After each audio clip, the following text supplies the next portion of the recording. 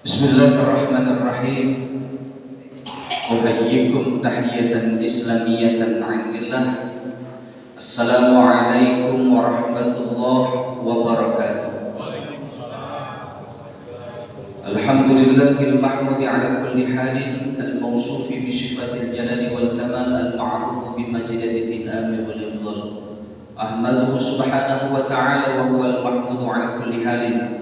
أشهد أن لا إله إلا الله وحده لا شريك له ذو العظمة والجلال وأشهد أن محمدا عبده ورسوله وخليله الصادق المقال اللهم صل على عبدك ورسولك محمد وعلى آله وأصحابه خير صحبه وعليه وسلم تسليما كثيرا أما بعد صدق الله العظيم وشرف النبي الكريم رغما لمن جاهد وكفر. Yang sama-sama kita hormati Bapak Haji Herman Jaya selaku Ketua Masjid beserta seluruh pengurus yang lainnya, mudah-mudahan beliau selalu diberikan keistiqomahan untuk terus mengajak kita semua menuju hidayahnya Allah Subhanahu wa Ta'ala. Amin ya rabbal alamin. Bapak Ibu hadirin jamaah salat subuh yang dimuliakan oleh Allah Subhanahu wa Ta'ala. Alhamdulillah, rasa syukur yang begitu besar kepada Allah, kita masih bisa bangun tidur, Pak. Nikmat terbesar dari Allah, Ibu, kita masih bisa bangun tidur. Artinya Allah masih memberikan kesempatan bagi kita untuk bersegera bertaubat kepada Allah Subhanahu wa Ta'ala. Orang yang beriman dan bertakwa menjadikan setiap hari yang diberikan Allah kepadanya adalah merupakan sebuah amanah. Apakah dia mampu untuk mengisi amanah itu dengan baik ataukah malah sebaliknya? Hari ini Allah berikan kepada kita mulai dari bangun tidur hari Selasa sampai nanti kita semua terlelap dalam tidur kita di malam Rabu. Hari Selasa ini apa yang nantinya akan kita perbuat? Hari ini sudahkah ada rencana baik yang sudah kita tulis, sudah kita ingat, sudah kita catat dan akan kita lakukan hari ini ataukah belum? Ataukah kita hanya mengalir begitu saja, hidup seperti hewan, seperti binatang yang Allah beri kehidupan dengan mereka, tapi sayang mereka hanya hidup tapi tidak menggunakan hidupnya untuk beribadah kepada Allah Subhanahu wa Ta'ala. Oleh sebab itu hari ini mari tebarkan kebaikan. Banyak-banyaklah kita menebar kebaikan. Mudah-mudahan itulah nanti yang akan menjadi catatan amal kebaikan kita di sisi Allah Subhanahu wa Ta'ala. Amin ya rabbal alamin. Bersolawat kepada Nabi Muhammad sallallahu alaihi wasallam dengan mengucap Allahumma shalli ala sayyidina Muhammad wa ala ali sayyidina Muhammad. Syafaat beliau kita harapkan, kita mencintai beliau. Almar'u ma'a man ahab. Seseorang itu akan bersama siapa yang dia cintai. Oleh sebab itu kalau cinta dengan Nabi Muhammad, maka lisan kita harus selalu terucap kalimat sholawat. Ini salah satu bukti bahwa kita mencintai beliau, menyayangi beliau. Lebih banyak mengingat beliau ketimbang mengingat yang lainnya. Makanya kita selalu berdoa, bermunajat, ya Allah, ketika Engkau beri hidup kami di dunia ini, maka ya Allah beri kami kesempatan untuk kami dapat berziarah ke makam Nabi kami sebagai wujud tanda cinta kami dengan beliau. Makanya ketika ada orang haji, umroh, mereka berjalan di depan Raudhah sambil mengucapkan salam dengan Nabi Muhammad. Mereka menangis. Mereka menangis seakan-akan begitu dalam kerinduannya. Menangisi seseorang yang belum pernah mereka lihat, mereka belum pernah bertemu dan berjumpa. Kitalah umat Nabi Muhammad SAW. Umat yang oleh Nabi Muhammad sudah digambarkan. Apa kata Nabi Muhammad? Ummati. Siapa umatku ya Rasulullah? Yu'minu bi walam yarawni. Mereka beriman kepadaku walaupun mereka belum pernah bertemu dan berjumpa denganku. Ini kata Nabi Muhammad SAW.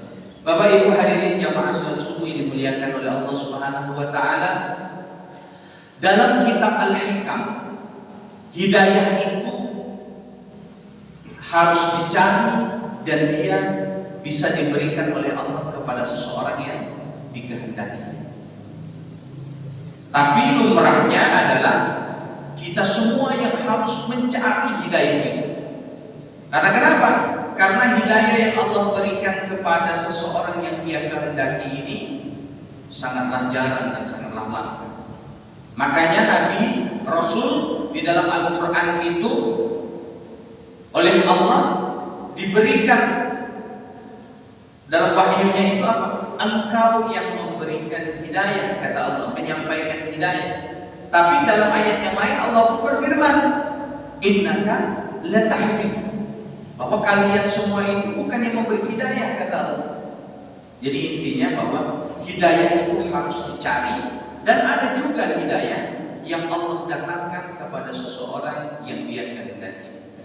Dalam Al-Quran surat Al-Fatir ayat 8 Allah Subhanahu wa taala berfirman, "Afaman zuyyina lahu su'a 'amalihi fa arahu hasanan fa innallaha yudillu man yasha wa yahdi man yasha." Allah itu memberikan hidayah kepada orang yang dia kehendaki, dan ingat Allah pun menyesatkan orang yang dia kehendaki. Orang yang paling buruk dalam ayat ini adalah orang yang seperti apa? Orang yang menjadikan indah perbuatan buruknya dan mereka bangga dengan keburukan itu. Nauzubillah. Orang yang sudah terbiasa berbuat maksiat, Bapak Ibu, mereka akan nyaman dengan kemaksiatan. Kecuali ketika mereka itu segera mencari hidayah dari Allah, segera mendekat kepada Allah. Saya ingat ketika saya ngaji di Cirebon dengan Habib Bahar, beliau menyampaikan sebuah kisah. Apa kisah yang beliau sampaikan itu? Dulu ada seorang penjahat yang luar biasa jahat sekali. Jahat ya. Nodong, merampok, membunuh, semua perbuatan jahat itu dia lakukan. Dan dia senang dengan kejahatan itu. Sama dengan ayat ini. Dia begitu gembira dengan kejahatan yang dia lakukan ini. Bahkan mohon maaf, tidak luput seorang wanita pun dari matanya kecuali wanita itu dinodainya. Saking kejahatannya begini, Pak. Nengok Tino, kalau dia hendak, Tino ini tidak luput dari pandangannya kecuali setelah dinodai. Tapi suatu saat orang yang terkenal sangat jahat dan semua orang menyatakan bahwa dirinya ini jahat, buruk. Suatu saat dia berjalan di tempat yang selama ini dia tidak pernah berjalan di tempat ini. Di mana? Di jalan masjid, jalan menuju masjid. Saat ketika beliau ini berjalan, melihat seorang wanita begitu cantik. Lalu wanita ini kan merasa takut. Karena kenapa? Kalau nengok rekam jejaknya, setiap lanang ini nengok betino yang dia senangi, maka pasti dinodai. Saking kejahatan. Maka perempuan ini begitu ketakutan. Tapi herannya hari itu laki-laki ini berpikir beda dengan hari-hari sebelumnya. Ketika dia nengok wanita ini, yang terbesit di dalam hatinya, aku ingin nikahi wanita ini. Belum pernah ketemu, belum pernah kenal. Orang yang terkenal sangat-sangat jahat, tapi detik itu terbesit di hatinya, aku ingin menikahi wanita ini. Aku tidak ingin menodai wanita ini. Maka dia mendekat dan disampaikan kepada perempuan tadi, wahai saudariku, aku ingin menikahimu. Yang Tino ini tadi nengok lanang yang begitu jahat, yang terkenal, Tino mampir galak dinikahi dengan lanang model ini. Bener tak kira-kira? Oh, nengoknya bela seram, apalagi bayar kena rumah tangga dengan dia. Wah, kacau ini udinya. Wah, mencot ini. Lelaki model ini udinya kan. Maka perempuan tadi ngajukan syarat. Oke, kata perempuan ini, kalau kamu ingin menikahi saya, katanya, apa? Engkau sholat ke masjid 40 hari, sholat 5 waktu tanpa ada satu waktu pun yang terlewatkan. Kalau kamu ingin benar-benar menikahi saya, maka kamu harus menerima syarat dari saya ini, kata perempuan tadi. Maka dengan gagahnya dia berkata, saya sanggup melaksanakan sholat 40 hari 5 waktu di masjid. Oh, dengan gagahnya dia ngomong. Hari pertama dia berangkat ke masjid. Oh, habis sholat, selesai sholat sehari itu bangga dia lewat depan cewek tadi itu. Nah, hari pertama ledu isu apa itu ya kan. Hari kedua dengan bangganya setelah lewat bertemu dengan wanita tadi dia ngomong, lalu ya aja, ya. Hari ketiga dengan bangganya dia tetap ngomong, nah kalau jadi bini kunian, nah lah ketiga gitu kan. Hari keempat, hari ke-25, begitu dengan bangganya dia ngomong, lah sudah 25 hari deh, gitu.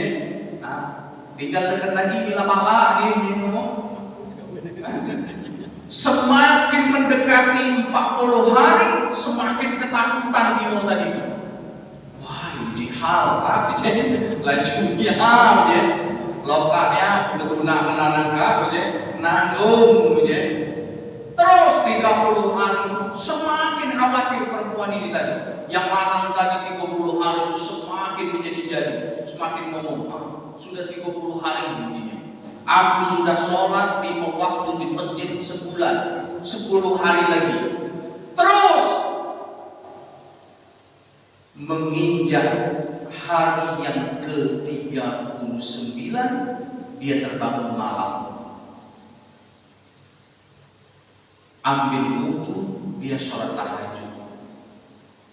Ketika selesai sholat tahajud itu, menangis lanang ini tadi. Nangis sejadi-jadinya. Kenapa? Saat itu dia teringat begitu banyak dosa-dosa yang sudah dia lakukan. Teringat kalau semua perbuatan buruk yang dia lakukan selama ini. Nangis. Sampai dia akhirnya berpikir, ya Allah, alangkah banyak musuh aku ya Allah. Merampok iyo, berjudi iyo, bunuh iyo, merkosa iyo. Dak kati lagi perbuatan buruk yang belum aku gawe ke ya Allah. Bahkan sampai detik ini pun ketika aku mencintai seorang wanita, aku mengisi hari-hari wanita itu dengan kegelisahan. Gelisah karena dia harus menerimaku ya Allah.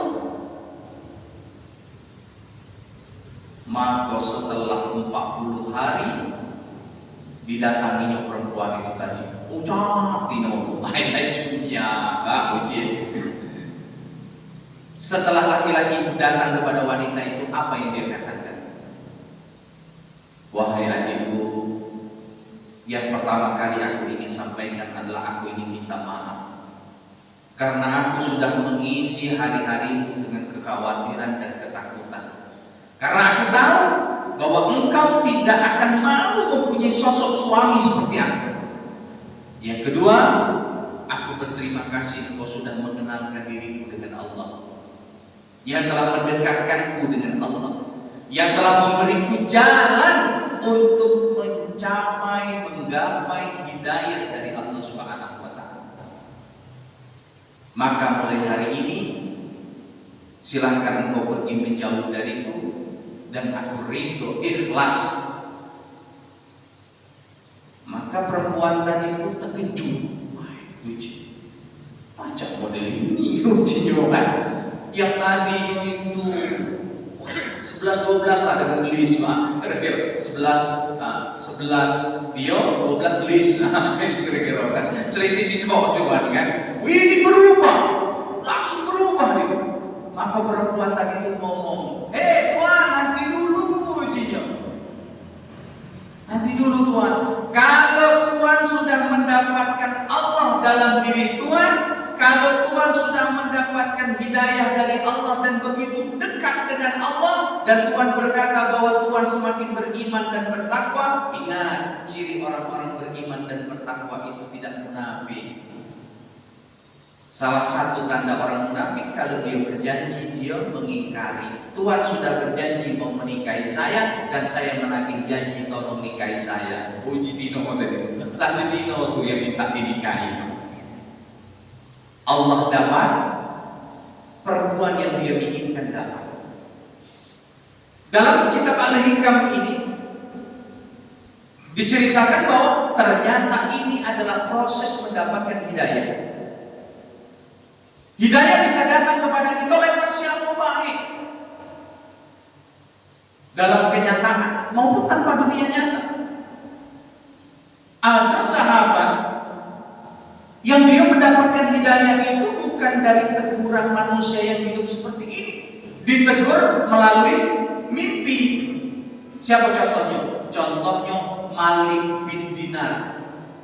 Malik bin Dinar ini ditegur mendapatkan hidayah dari mimpi. Dia orang yang jahat juga sama, orang yang buruk, orang yang masa lalunya kelam. Tapi inilah Islam. Islam itu kata Rasulullah tak memandang siapa kamu sebelumnya, tapi yang dipandang adalah kamu hari ini dan ke depan. Tinggalkan masa lalu yang buruk, tapi ke depan kau harus menjadi pribadi yang lebih baik. Sama Umar dulu yang mau membunuh Nabi, tapi Umar begitu dekatnya dengan Rasulullah. Malik bin Dinar pun seperti itu. Luar biasa jahat.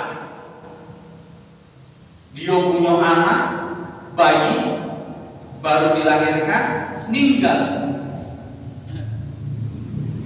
Tambah hebat lagi. Tadinya kalau minum itu sebotol, anaknya meninggal, kecewa, tambah minum tambah banyak, tambah berbuat jahat lagi. Semakin diuji oleh Allah, bukan semakin dekat dengan Allah, maka semakin dia suuzon dengan Allah. Allah tak adil. Apa dia Allah? Anak wong itu kalau aku baru punya anak dilahirkan anak aku mati, Allah tak adil.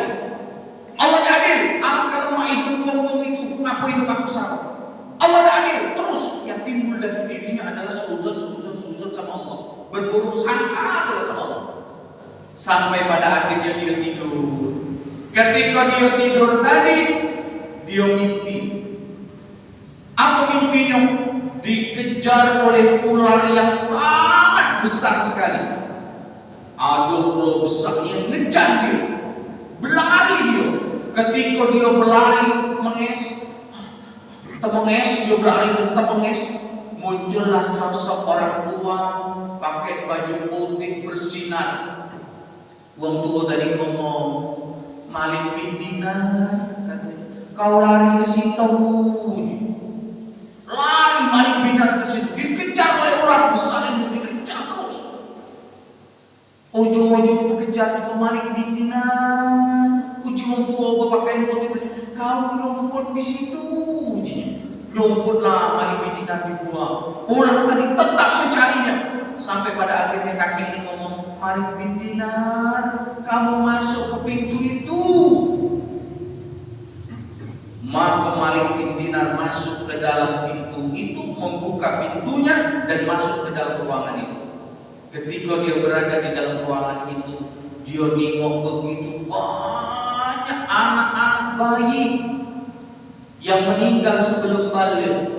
Anak-anak bayi yang meninggal ketika baru dilahirkan oleh ibunya. Maka berteriaklah dari ruangan itu salah satu anak bayi, ayah, ayah, katanya, sini ayah, katanya. Maka Malik bin Dinar pun mencari siapa yang memanggil. Maka nampaklah seorang anak bayi yang memanggilnya, ayah, sini ayah, mendekat sini ayah, aku akan melindungi wahai ayah. Maka Malik bin Dinar mendekat kepada bayi ini. Lalu dia bertanya, kamu siapa? Kata Malik bin Dinar. Apa jawaban anaknya?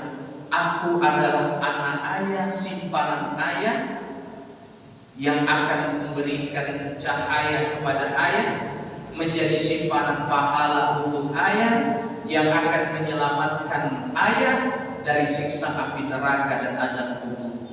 Siapakah kamu? Aku adalah anakku yang ketika itu lahir dari rahim ibu dan meninggal sebelum aku balik. Habis lahir anak, tidak berapa lama meninggal. Makanya kalau ada yang melahirkan ataupun punya anak yang meninggal setelah melahirkan, ini merupakan simpanan untuk orang tua yang nantinya mudah-mudahan akan menyelamatkan orang tuanya. Amin ya rabbal alamin. Lalu Malik bin Dinar nanya, "Nak," katanya, "terus ular yang besar tadi yang ngejar-ngejar kamu tadi siapa, nak?" Apa kata anaknya? Itu adalah gambaran pahala ayah ketika gambaran musuh ayah ketika hidup di dunia. Ular tadi itu gambaran perbuatan buruk ayah bapak ketika masih hidup di dunia. Sebesar itulah dosanya, seganas itulah dosanya. Terus aku nengok tadi ada orang tua, yang laku jangan berbalik pote, nunjuk ke aku, lari ke sana, lari ke situ. Siapa orang tua itu? Apa kata anaknya? Orang tua itu adalah perbuatan baik ayah ketika ayah hidup di dunia. Kenapa dia begitu buruk, begitu tua, dan dia tidak bisa menyelamatkan aku? Karena saking kecilnya perbuatan baik ayah, maka diibaratkan seperti orang tua itu, dan orang tua itu tidak punya kekuatan apa. Mula tua, Pak. Ngangkat meja di ibu, pinggang yang kena. Kan mau tua, tidak segagah muda. Berjalan tidak secepat yang muda. Berlari tidak selembut yang muda. Namanya tua, kan? Begoyong. Yang pentingnya apa? Cara untuk 3 langkah budak muda, selangkah muda. Itu gambaran pahala yang ketika ayah itu di dunia itu kan, dia tidak bisa berbuat apa-apa kecuali cuma sekedar nunjuk itu. Kamu lari ke situ Malik bin Dinar, kamu nyumput di situ Malik bin Dinar. Dia ingin menolong ayah. Tapi sayang, antara catatan keburukan sama kebaikan, lebih besar keburukan. Ular itu begitu besar sampai tongkat kebaikan ayah yang dipegang oleh orang tua itu tidak bisa ngepu ular itu. Nak ngepu ular itu pun orang tua kebaikan ayah itu tidak cukup, saking kesedikitnya. Maka habis diceritakan itu terbangun Malik bin Dinar. Terbangun dari tidurnya, merenung dia, langsung diambilnya botol-botol minuman yang dia selama ini simpan. Sekarang ini kira-kira bir, itu apa? Malaga, tua, apa lagi Pak? Macam-macam itulah minuman diambil, pecahkan galau-galau botol-botol itu. Dipecahkan semua botol-botol itu, menangis dia sejadi-jadinya, berangkat dia ke masjid. Sholat subuh di masjid. Awal asal dia bertaubat kepada Allah, diberi ketukan hatinya dengan hidayah melalui mimpi. Maka yang selalu kita harap selama ini apa? Hidayah. Hidayah dari Allah. Sama dengan nama masjid kita nih, Al-Hidayah. Mudah-mudahan kita semua dapat hidayah. Amin. Masuk masjid Al-Hidayah ini berharap dapat hidayah.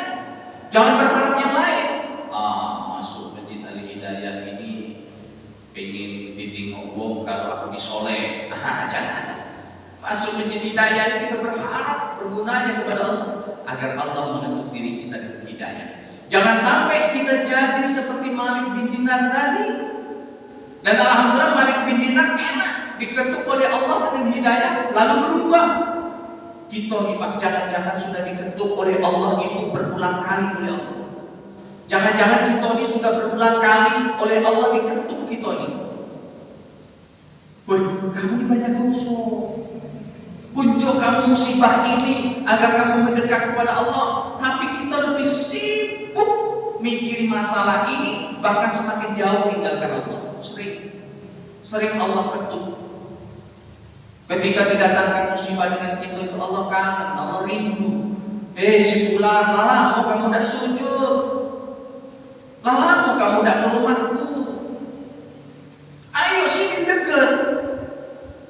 Kadang-kadang Pak terbangun malam, jam 1, jam 2, jam 12, ibu terbangun tahu-tahu sudah nak kencing kan ke kamar mandi.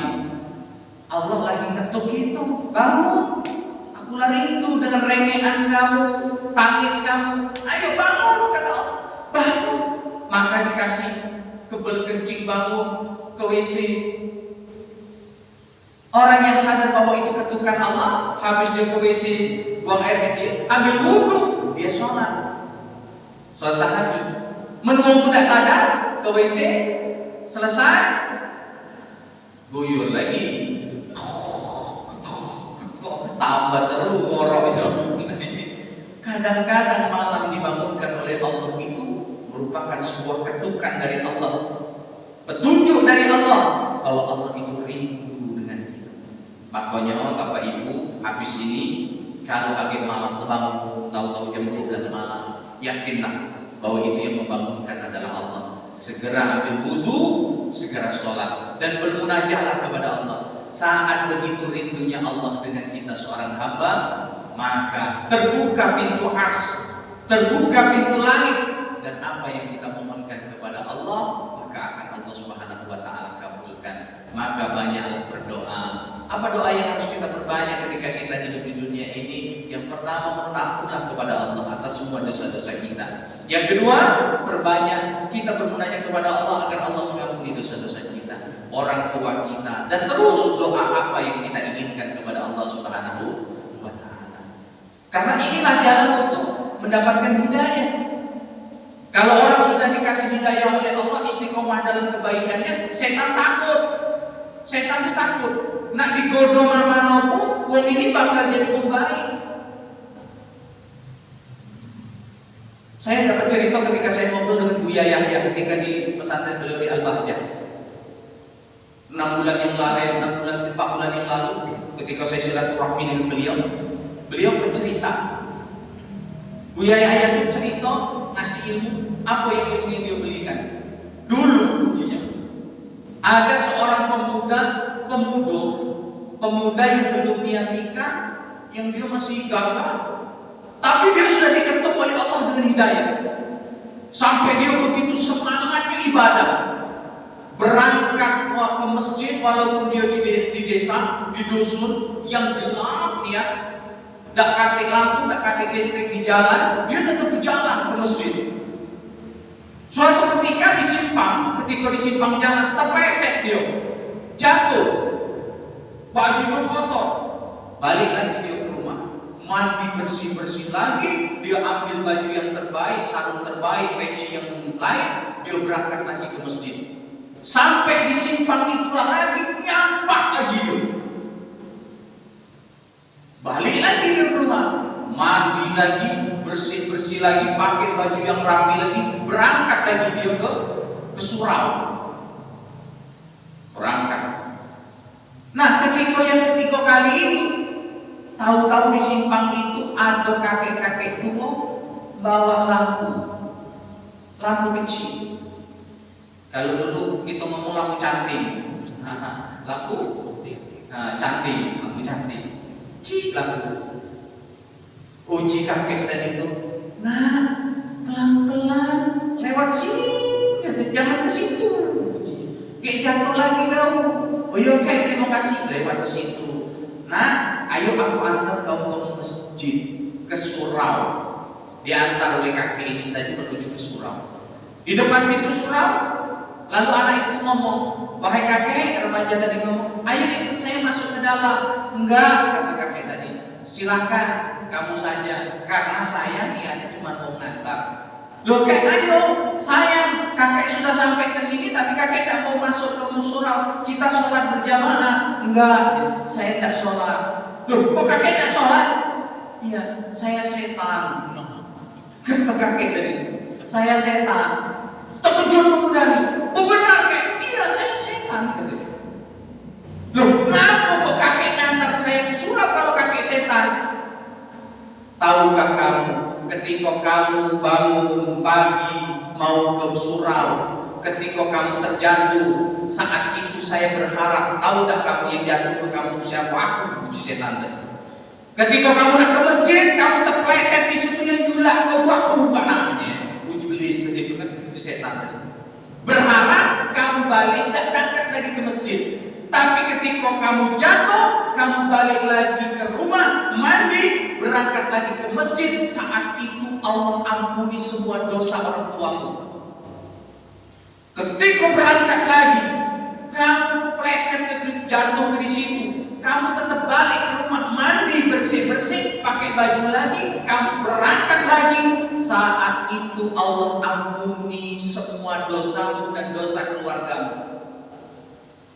Puji setan dan pakonyo yang ketiga di kuantar kau nyampe ke masjid. Asa kau gak nyampak lagi, lokaknya dosamu sekampung diampuni oleh Allah. Pujinya. Ngaku ngajak manusia masuk neraka model ini. Dem, tahanlah pengantarnya Dewi Angga. Sebayanglah biar kau yang masuk surga, mau sekampung nggak masuk neraka ini. Ternyata ini cara Allah bentuk hidayah. Kalau Allah sudah kasihkan hidayah dengan seseorang, mantap hatinya, tidak lagi berubah. Kalau masih galak berubah, pertanyakan diri kita, keimanan kita. Mudah-mudahan apa yang saya sampaikan hari ini bermanfaat. Mudah-mudahan dapat menjadi sebuah teguran bagi kita dan kita semakin istiqomah di jalan Allah Subhanahu wa taala. Amin ya rabbal alamin. Berdoa, bermunajat kepada Allah, kejar hidayah.